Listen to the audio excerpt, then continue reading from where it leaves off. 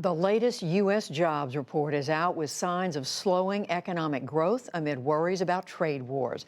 The Labor Department reports a net gain of 75,000 jobs in May. That's just a third of the total for April. The unemployment rate held at 3.6%, near a 50-year low, while hourly pay increases slowed somewhat. We'll get all the details after the news summary.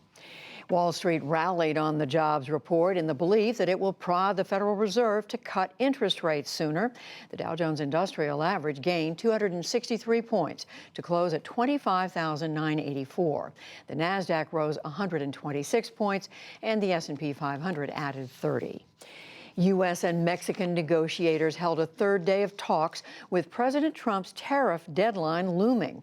He vows to impose additional 5% levies on Mexican imports starting Monday, unless the surge of Central American migrants is stopped.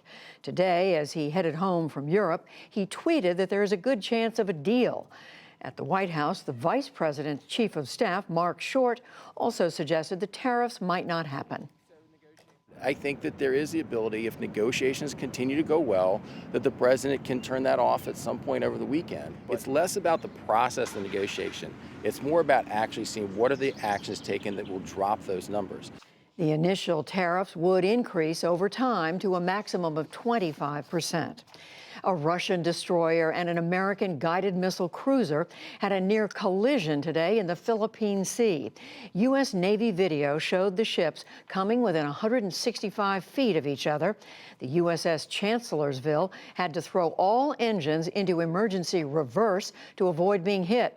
In Washington, Acting Defense Secretary Patrick Shanahan blamed the Russian ship and said the U.S. is lodging a formal complaint.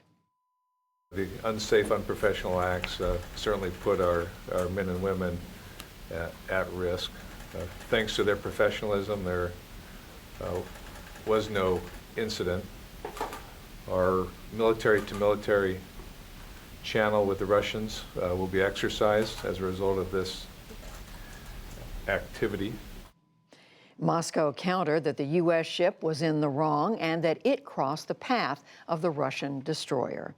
In Minneapolis, former police officer Mohammed Noor now faces more than 12 years in prison for fatally shooting an unarmed woman in 2017. Noor was sentenced today. The victim, Justine Damond, had called police to report a possible sexual assault. Noor opened fire when she approached his cruiser. He apologized in court today, saying, "I caused this tragedy, and it is my burden." NASA announced today private citizens will soon have the chance to visit the International Space Station, but it will cost $58 million for travel and $35,000 per night for accommodations. That revenue will help the agency focus on returning to the moon in 2024. President Trump criticized that part of the plan, tweeting today, quote, "NASA should not be talking about going to the moon." This is despite the fact that just last month he pledged to launch a new mission to the moon with the help of $1.6 billion in new NASA funding. The University of Alabama's trustees voted today to return a donation of $26.5 million.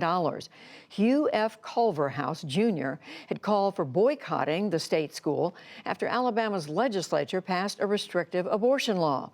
University officials insist the decision is not about abortion, but about Culverhouse's numerous demands involving how the money is spent.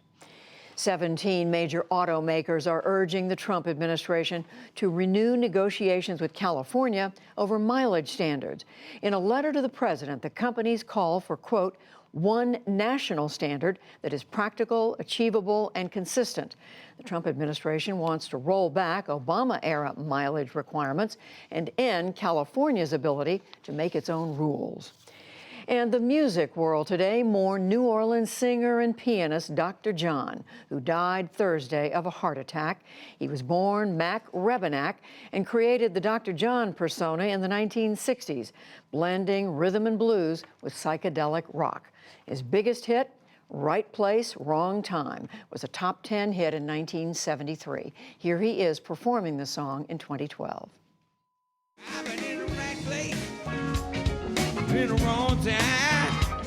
Been in the right city, been in the wrong mind, in the right vein, you the wrong on. Been in the right world, been the wrong. Over the years, Dr. John won 6 Grammys and was inducted into the Rock and Roll Hall of Fame in 2011. He was 77 years old. Still to come on the News Hour, what did this month's low jobs numbers say about the overall health of the economy? The conclusion of our week-long deep dive into the Mueller report. The painful search for a place to live after a deadly California wildfire, and much more.